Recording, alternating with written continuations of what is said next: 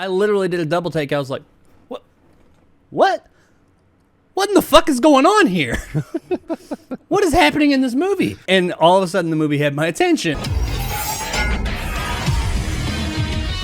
We're going to talk about Orphan First Kill, the prequel to Orphan. We're going to talk spoilers, so if you're looking forward to seeing this movie and you don't want any spoilers, you might want to tune out. Now, as those of you know, the first movie did have quite the big spoiler in it. And the movie kind of rode on that spoiler. Mm-hmm. The second one has a twist as well. When Nick told me I'm doing a spoiler review or whatever of Orphan First Kill, I was like, what is there to spoil? I mean, the big spoiler happened in the last movie. What the fuck else could there be? There is something to spoil. And we're going to talk about that. Now, it's been a while since I saw the first Orphan, but the basic gist of it was that you got this little girl who's like Eastern European. She's I think she's supposed to be 10, and she is adopted by an American family. So they adopt this little girl named Esther. She's Eastern European, very proper, wears dresses, has like a little choker thing and these little ribbons on her arms and all that. An odd little kid, but they get her. Cute little kid. And weird shit starts to happen. Turns out this kid's a little psycho. Some deaths happen. And by the time we get to the end, the big spoiler is she's not an 8, 9, 10-year-old little girl. She's actually a 30-year-old woman or 33-year-old woman or something like that with dwarfism and some type of genetic disorder that makes her look young. She stopped aging at like 10 or something like that. In this, she murders some people. Now, in the end of the movie, Nick, refresh my memory. Doesn't she die? She does die. She drowns. This movie that we're going to talk about today is a prequel. So we know that she is not going to die by the end of the movie. So you think already, well, that kind of takes some of the mystique away from it all. Oh, no. This movie basically takes place a couple of years before the first one. We start with a psychiatrist or a doctor going to this insane asylum in somewhere in Eastern Europe. Estonia, okay. Yeah. And that's where Esther is. Her name is not Esther at this point. Her name is something else. I don't know. But she's there. Yeah. Still looks like a little kid. However, she does look a bit older now because she is older in real life. She's 25 years old in real life, and in the first movie, I think she was 13 when she did that part. She does look older, but you know what? You got a disbelief, especially with what else happens in this movie. She escapes the insane asylum. She kills the doctor. She goes to the doctor's house, the new psychiatrist, looks through her files and finds some missing children's things, or looks through the internet or something. She finds one that looks close enough to her, a young girl who's like 10 years old that looks like what she may have looked like a few years back. This girl's been missing for like 3 years, I believe it was, of an American family. So then she goes, and we don't see how, but she turns herself in, and the family, Julia Stiles, I'm not sure what the guy's name is, and their son, Gunter. This very wealthy family in America. The police come up and say, hey, your daughter, we found her. They were kind of accepted that she probably was dead and wasn't coming home. It apparently has affected the family, which it would. I understand that. Something like that would. The dad's been all kind of fucked up about it. So they bring her back, and she apparently fools them. And they're like, oh, her name is Esther. That's where she gets the name Esther. Esther's back. Yay, we found her. She looks different. She has an accent now. And they're like, why does she have an accent? They were like, well, she has been living with this person. This person was like presenting her as her daughter in Eastern Europe somewhere, Estonia. And that's normal during formative years, that if a child goes over to a place like that and that's what they hear, they could take on that accent. So that's why there's also, they say, she's been in this really weird situation, so things could be different about her. Things are going to be odd. That's how they play off the whole, why is she thinking some things and all this and that. So then we go along with the movie, and we have Esther living in this house, and she's deciding what she's going to do. She plans on just leaving. She's not going to like kill them. And you have another psychiatrist who is like, something's up here. Starts like picking on little things that she says or does. And she doesn't necessarily think that that's not your daughter, but something's going on. Then you have a detective who is kind of suspect of some stuff too. The detective that, I don't know if he found her, but he is the detective that was working with the family. The movie goes on. Gunter he's like a 16, 17-year-old, her older brother. And the father's a painter. He picks painting back up, and he's like reinvigorated with life. Him and Julia Stiles, the mom, trying to fuck and have like sexy time. And Esther sees him and like makes some noise and keeps him from it because she's kind of like digging the dad, because the dad's been giving her, and I don't even get it like in a sexual way at first. It seems like she's just happy to have someone who's like being nice to her, because they were being kind of like shitty to her in this insane asylum, but she is psycho. And he's like down there painting with her, and she shows that she can paint and all this and that and blah, blah. They have a connection.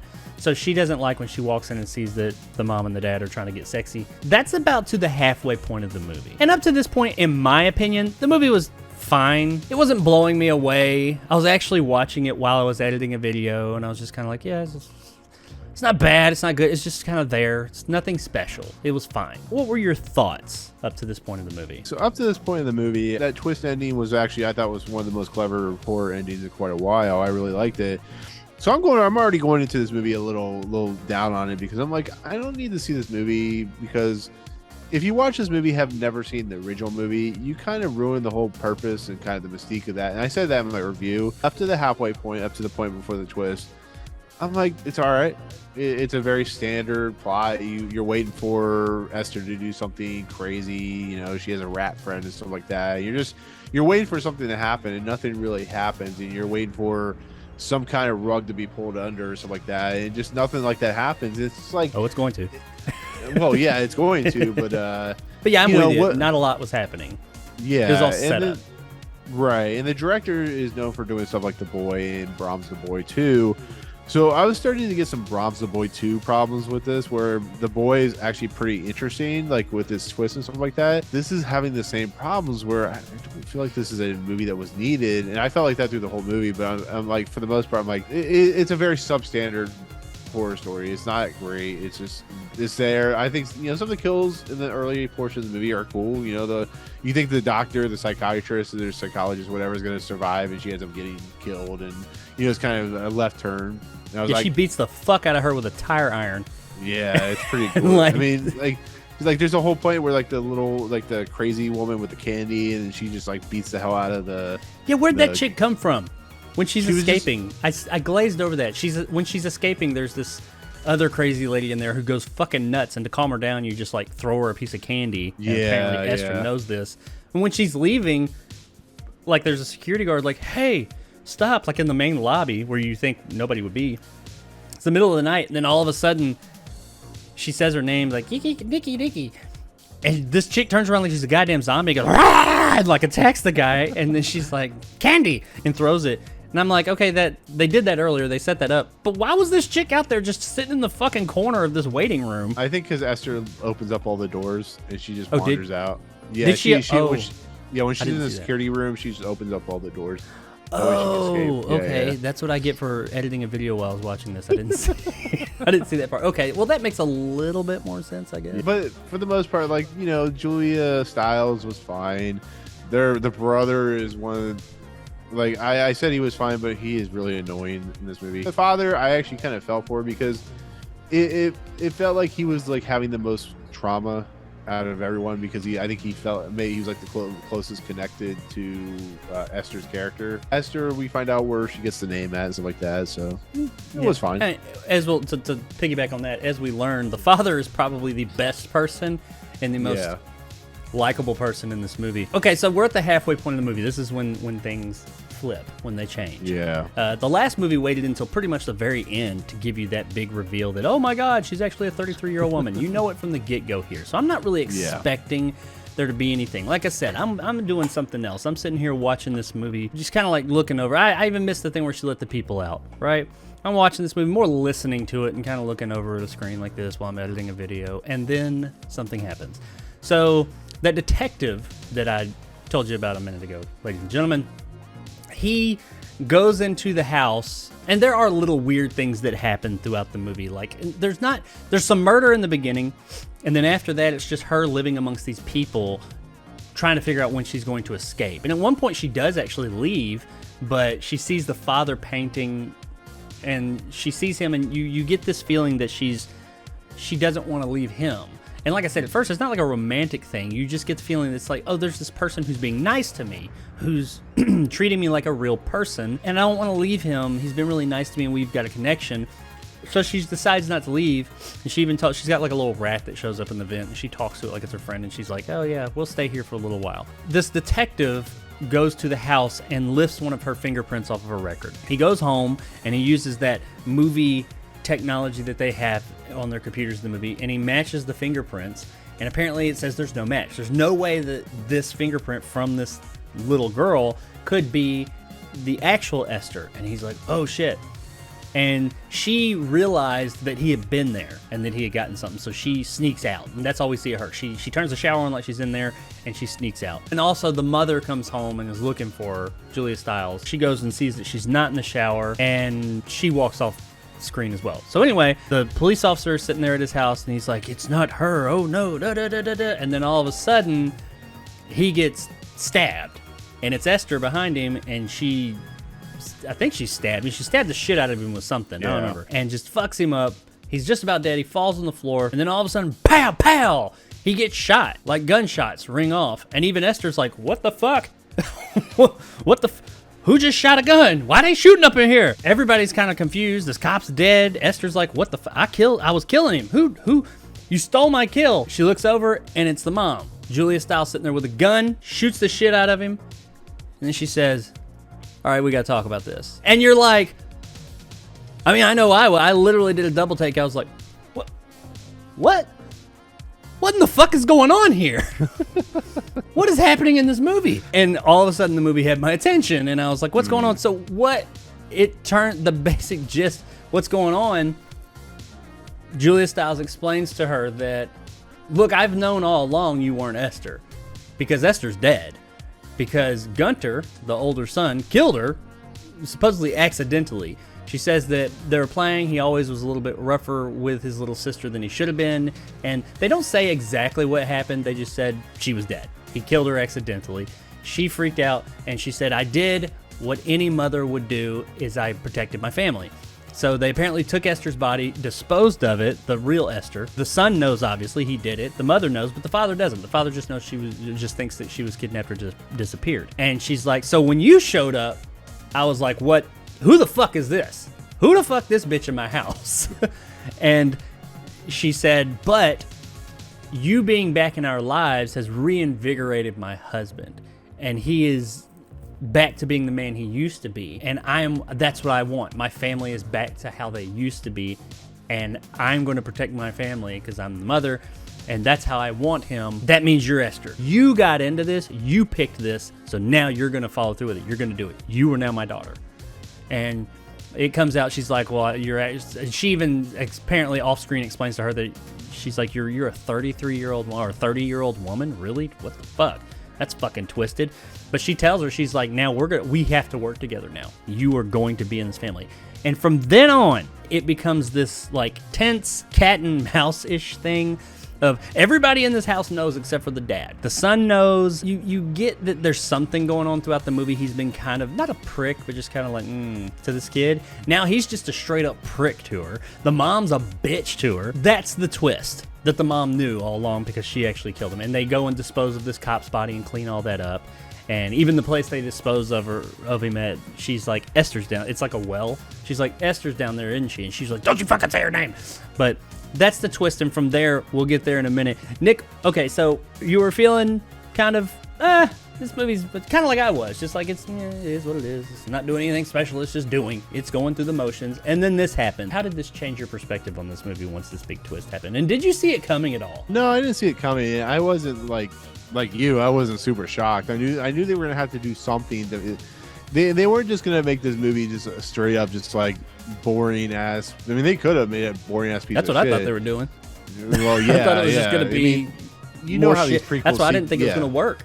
I thought it was going to be everybody in the movie doesn't know, but we the viewer know, and I was like, that just doesn't work. You know how these prequel sequels turn out. I mean, they're usually much of the shit, but it started to turn into a really campy horror film, to be fairly a campy suspense, because there's a point where Esther finds her rat or mouse dead, and she makes a drink for what's her face, Julia Stiles' character, and find out the rat's inside. Fucking rat in it.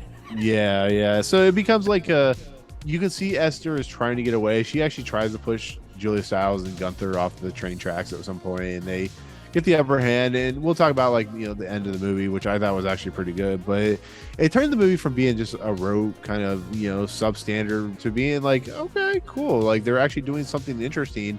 And it still doesn't take away from my fact of like this movie didn't even need to exist because you ruined that whole mystique of the original. But if you're going to go that route, at least do something interesting. And you know what, the fact that like the mom and the brother know that they actually know what's going on, and they actually, the young girl was killed and stuff like that, it makes it for still not a great film, but a entertaining film, I guess you could say. I think we're near the same place. Yeah, it's not a great film. It's like a 7 out of 10 type of film. The first half of this movie, I was just like I said, just whatever. This is just stuff happening. Nothing special. We already know the big twist that she's actually a 33-year-old woman, or 30-year-old woman at this point. Once that twist happens, there is a tonal change with this movie, like totally from there on out. This movie was fun as hell after that twist. I really liked this fucking movie after the twist. Everything leading up to the twist, it's a halfway, maybe just a teensy bit over the halfway mark. It totally changes, and it becomes just them fucking with each other. The boy fucking with her fucking with the boy, and the mom telling her, bitch, don't fuck with me because I'll fuck you up. Julia Stiles goes from being this very like stand-up, like posh woman to fucking psycho, and I loved it. There's a point where Esther like steals the car, and she's just putting on makeup, and she's listening to, I can't remember what song it is, but she's listening to like this Maniac. great song, and Maniac. Yeah, it's like, I'm like, you've entered the camp zone when you're playing Maniac and you have Esther driving a car. I think at that point I was just like, you know what, you're doing something at least fun at this point. Yeah, man. It's not realistic, but you're doing fun. She's riding down the road. She steals her fucking car, and she's riding down the road. She puts her glasses on, and she's like putting lipstick and shit on, and it's like, maniac. And I was just like, that is fucking perfect. And it's like she even knows the ironicness of it all. She's just like, yeah, I am, baby. This is my motherfucking theme song, bitches. The whole movie is just her trying to either get away or kill their asses. And I will say at first, she's just like, I just don't want to do this. I don't want to fucking be here. I just want to leave. I want to go and get the fuck out. I will kill your ass. I'll kill a motherfucker. I'm still crazy. But I ain't even trying to kill you. I just want to fucking go. And something the movie did that did surprise me. I actually, towards the end or the final third of the film, with their back and forth, started to feel bad for Esther a little bit. She became the anti-hero of the movie. Sometimes a villain, if you will, can be so villainous that they become likable. What else do you do with this fucking movie? The big thing is out there. You're going to have this prequel. You know she survives. You know that she is not going to die. Yeah, she can't die. It's and you're following this character. In the other movie, you didn't know who was going to live or die in the end. You can't follow the family in this movie because you know most likely they're going to die. You feel fairly, because if they don't die, they'll know the whole thing, because that's going to come out, of course. So, of course, you have to follow her, and your character that you're following has to be somewhat likable, and they did do that because it just went into camp. Leading up to the second half of the movie, you neither hate nor love this character. You're just like, yeah, she's just psycho doing psycho. But then after that part where they're being real shitty to her, and granted she's coming back at him, but you feel like they're malicious. You feel like she's just like, look, leave me alone. Back the fuck up or I'm finna Esther that ass. And like, you're like, okay, she's a likable, she's still a fucking psycho and she's crazy. But given she's in this, surrounded by these other fucking psychos, which they go way off the reservation crazy. Like they hold it together for the first half, and then once it's all out there, they're like, fuck it, I'm fucking crazy. And like the son, everybody, they start talking all kinds of fucking crazy shit. The son even at one point is like, I'll fucking kill you, you little bitch. It goes into camp land, and I loved it. The second half of this movie, I had a great time with. The only thing I wish they had done is I wish that they had that twist of the whole mother-son murdering or killing the original one. I wish it had been put out there earlier. I wish more of the movie was like this. Their back and forth of her trying to like push him off the train, taking off in the car, and like fighting around the house and all that, and the rat, and just fucking with each other left and right. was the best part of the movie. That shit was great. When the mom drinks and looks in there and there's a fucking dead rat in there, and she's like, "Bleh," and the dad's like, "What's wrong, honey?" "Nothing. I'm fine." That shit was great. I just was very surprised at how much goddamn fun this movie was after that second part. I will say that leading up to that, it's not awful. It's just kind of there. But then that twist happens, and I was like, oh, fuck. And once it stopped taking itself so seriously, it was a blast. I know you said you didn't see that twist coming, but you knew something was going to come. I didn't. I was honestly, by that point, because and that's the one benefit to them going so long without the twist, is that maybe in the beginning, I was kind of like, all right, what are they going to do to kind of shake this up? By the time I got to the middle part of the film, I was like, okay, it's just going to be a straight up her, and she's going to kill him. I mean, I thought, okay, they're not going to have any type of, oh shit, they did. Oh fuck, what the hell's going on here? That's the one benefit to it taking so long to get to that twist. End of the movie, the mom tells the son, she's like, fuck this shit, we're doing this tonight. Because the husband's at a art show or something like that. She's like, we're taking this little bitch out. I'm sick of this shit. And they start having Home Alone running around the house trying to kill her. She shows up and shoots the son with a crossbow. I like his reaction. He's like, oh, fuck. Yeah, that's what I was going to say. It's even done in like a cheeky way. She's like saying something. He turns around and she says something to him. I can't remember. And he's like, what? No. And she's like, and like pulls it out and he goes, oh, damn. It's almost like it needed to like zoom in on his face and he'd be like, and like she shoots him. But that ain't enough. That's not enough for Orphan. She shoots him, and I think she grabs one of his sword, because he's a fencing champion.